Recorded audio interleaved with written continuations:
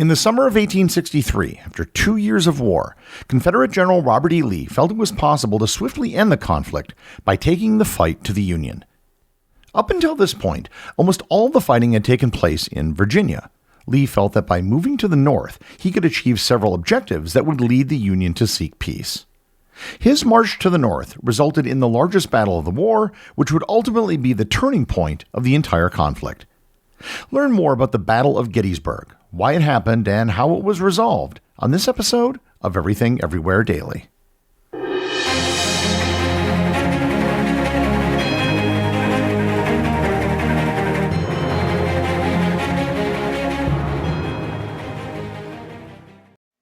This episode is sponsored by Stitch Fix.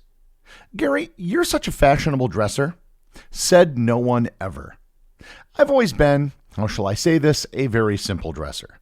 However, I do acknowledge the need for having some clothes that make you look your best. And I also realize that I am probably not the best person to be making fashion choices. That is where Stitch Fix comes in. I set up an account on Stitch Fix. I gave them all my size information, and I also went through a series of onboarding questions to tell them what sort of clothes I like and what my budget is. For example, I'm not really big into floral prints or patterns. I'm more of a solid colors guy. Once they have the information, a real human fashion consultant will pick out clothes for you and send a box. My most recent box had 2 button-up shirts, a short-sleeve t-shirt, a light sweater, and a pair of pants. Everything looked great and cost far less than had I gone and purchased it myself. Make style easy. Get started today at stitchfix.com/everywhere. That's stitchfix.com/everywhere. This podcast is brought to you in part by Stash. With Stash, there's no more confusing, frustrating gatekeeping to keep you from investing. Stash isn't just an investing app. It's a registered investment advisor that combines automated investing with dependable financial strategies to help you reach your goals faster. They'll provide you with personalized advice on what to invest in based on your goals. Or if you just want to sit back and watch your money go to work, you can opt into their award-winning expert-managed portfolio that picks stocks for you. Stash has helped millions of Americans reach their financial goals and starts at just $3 per month. Don't let your savings sit around. Make them work harder for you. Go to get.stash.com/everything to see how you can receive $25 towards your first stock purchase and to view important disclosures. That's get.stash.com/everything. Paid non-client endorsement, not representative of all clients and not a guarantee. Investment advisory services offered by Stash Investments LLC, an SEC registered investment advisor. Investing involves risk. Offer is subject to T's and C's.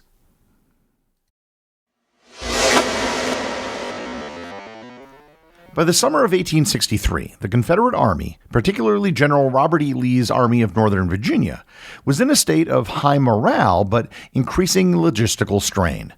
While the Army had achieved a string of impressive battlefield victories, it was also facing serious challenges. Lee defeated the Union Army at the Battle of Fredericksburg in December of 1862 and then at Chancellorsville in May of 1863. Lee's army was in high spirits after Chancellorsville, despite losing General Stonewall Jackson, one of his most trusted commanders. Despite the major victories, the Confederate situation was perilous at this time. Operation Anaconda, which I've covered in a previous episode, had caused the Confederacy economic hardship, with blockades limiting trade and supplies to the rest of the world. Inflation was skyrocketing, and there were growing food shortages in the South. Confederate President Jefferson Davis struggled to maintain unity among Southern states, some of which were reluctant to fully support the central Confederate government. The Army was poorly equipped compared to the Union forces, particularly in shoes, clothing, and ammunition. Up until this point, the vast majority of the war had been fought on Confederate soil, in particular Virginia. Even if Robert E. Lee could keep winning battles, time was not on his side. The Union had more resources, more men, and access to trade with the outside world. What Lee did have was the Army of Northern Virginia, which had about 75,000 men. New recruits were becoming harder to come by, and while the Confederates were doing well in the East, they were not doing nearly as well in the Western theater, in particular in the Siege of Vicksburg. After the Battle of Chancellorsville, Lee felt his best option was to take the fight to the Union and march north. He had to strike while the iron was hot, because if he didn't do it now, he might never be able to. His decision to invade the North was influenced by several strategic, political, and logistical factors. The Confederacy had been fighting many battles in Virginia, and Lee wanted to shift the war out of the South, giving his home state a break from the devastation. Doing so might allow food production to increase, which was becoming necessary. By moving into Union territory, Lee hoped to disrupt Northern supply lines, damage morale, and force the Union to divert troops away from other fronts. Disrupting supply lines would put the two armies on a more equal footing as Lee's forces were low on supplies. The rich farmlands of Pennsylvania also provided an opportunity to gather food, horses, and other supplies that were scarce in the South. However, there were political motivations for a march into Union territory as well. The war had been dragging on, and Lee believed that a Confederate victory on Northern soil might weaken Northern resolve and increase calls for peace. He also felt that a major Confederate victory in the North might persuade Britain or France to formally recognize the Confederacy and provide support which could break the blockade in the South. Before moving north, Lee reorganized his army into 3 corps under the command of 3 generals. James Longstreet, his most trusted commander, was in charge of the 1st Corps. Richard Ewell took over Stonewall Jackson's old command and led the 2nd Corps. Finally, A.P. Hill was promoted to Corps command despite having health issues and led the 3rd Corps. The Union Army of the Potomac was under the command of General Joseph Hooker, who had lost to Lee at Chancellorsville in May. On June 15th, the Confederate Army began crossing the Potomac and moved into Maryland. On June 24th, the Union Army crossed over, keeping between Lee and Washington, D.C. Lee tried not to antagonize the local population. They did seize food and horses, but reimbursed civilians with Confederate currency, which was totally useless in the North. They also captured about 60 African Americans. Some of them had fled slavery and some were freemen, but all of them were put in chains and sent back to the South. On June 28th, President Abraham Lincoln replaced General Hooker as the commander of the Army of the Potomac with General George Meade, a move that Lincoln had been wanting to make for quite some time. The first day of the Battle of Gettysburg began as an unintended clash between elements of the Union and Confederate armies. Neither side initially planned for a major battle, but events quickly escalated into a full-scale engagement. On the morning of July 1, 1863, the Battle of Gettysburg began unexpectedly when Confederate forces under General Henry Heth advanced towards the town seeking supplies. In particular, they had heard rumors that there were shoes in the town. They encountered Union cavalry under Brigadier General John Buford, who had positioned his troops on the ridges to the west of Gettysburg to slow the Confederate advance. Recognizing the importance of the high ground, Buford's men held off the initial attacks until reinforcements from Major General John Reynolds' 1st Corps arrived. The Union soldiers put up a strong resistance, but during the intense fighting near McPherson's Ridge, Reynolds was shot and killed, a significant blow to the Union leadership. Despite his loss, Union forces continued to hold the line for several hours against increasing Confederate pressure.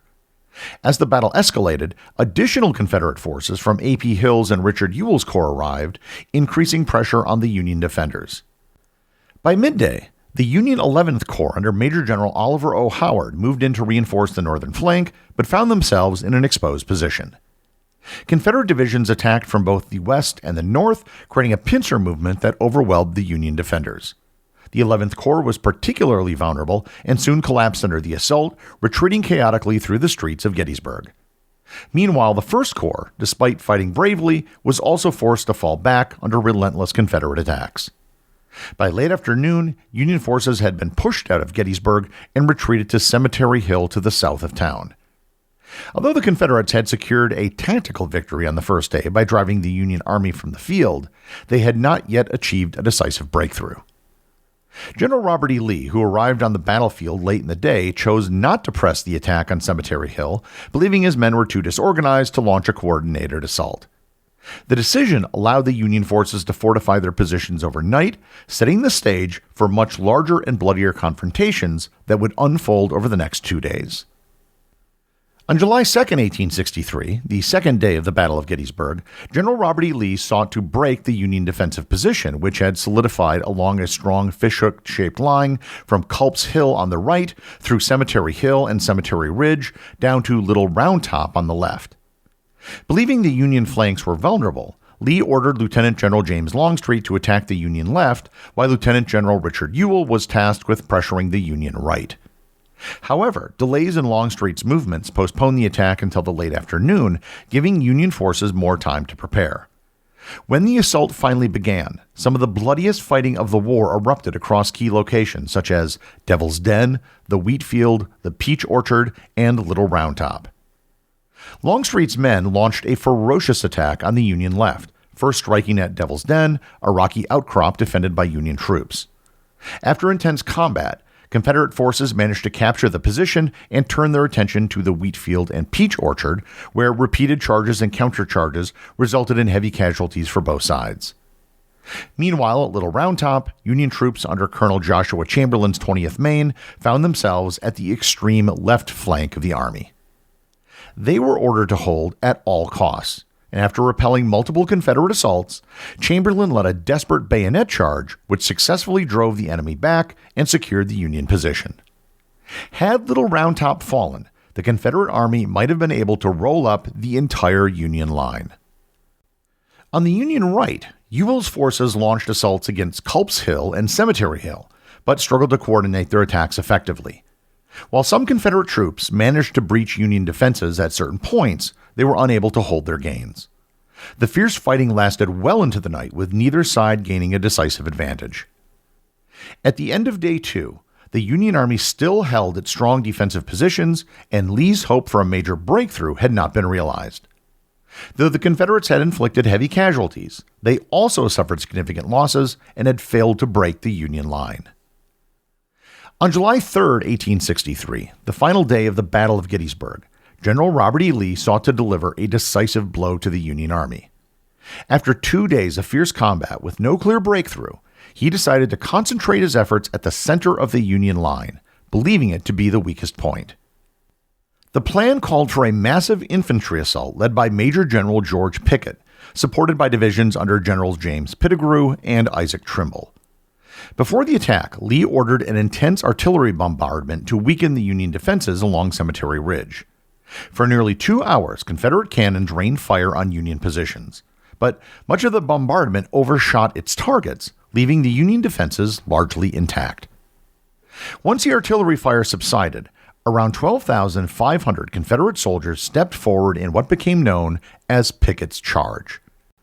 The men advanced across an open field, marching nearly a mile under relentless Union artillery and rifle fire. As they approached the Union line, they encountered devastating resistance. Only a small number of Confederates managed to breach the stone wall at the Angle, a focal point of the Union defense, but they were quickly repelled in brutal hand-to-hand combat. The Confederate attack collapsed, with thousands of men killed, wounded, or captured. Pickett's division was nearly annihilated, and when Lee ordered him to rally his troops for possible defense, Pickett reportedly responded, quote, "General, I have no division." With the failure of Pickett's charge, Lee was forced to abandon hopes of victory at Gettysburg. That evening, he began preparing for a retreat back to Virginia. General George Meade, the commander of the Union Army, chose not to launch an immediate counterattack, allowing Lee's army to withdraw. Although the battle was over, it had come at a tremendous cost. The Confederates suffered over 28,000 casualties, nearly a third of Lee's army, while the Union lost around 23,000 men. While the casualties were similar in size, it was a far bigger blow to the South, who didn't have the population and manpower of the North. Gettysburg marked a turning point in the Civil War, as Lee's defeat ended his ability to wage offensive campaigns in the North. Combined with the fall of Vicksburg the very next day on July 4th, the Confederate war effort suffered a blow from which it would never fully recover. The Civil War would continue for 2 more long years, but in many ways, Gettysburg marked the beginning of the end. The executive producer of Everything Everywhere Daily is Charles Daniel. The associate producers are Austin Oken and Cameron Kiefer. Today's review comes from listener DPK1267 over on Apple Podcasts in the United States. They write, "Producers, what happened to Ben Long?" Thanks, DPK. The producers for the show are just the top levels of support over on Patreon, and they will change every so often. In the case of Ben, I'm actually friends with him. I usually see him about once a week. He's saving up for some projects he's working on, and I told him to just save his money because when the producer slots open up, they're usually filled almost immediately. So over time, you will see some turnover in the producer positions, and that is totally normal. Remember, if you leave a review or send me a boostagram, you too can have it read on the show.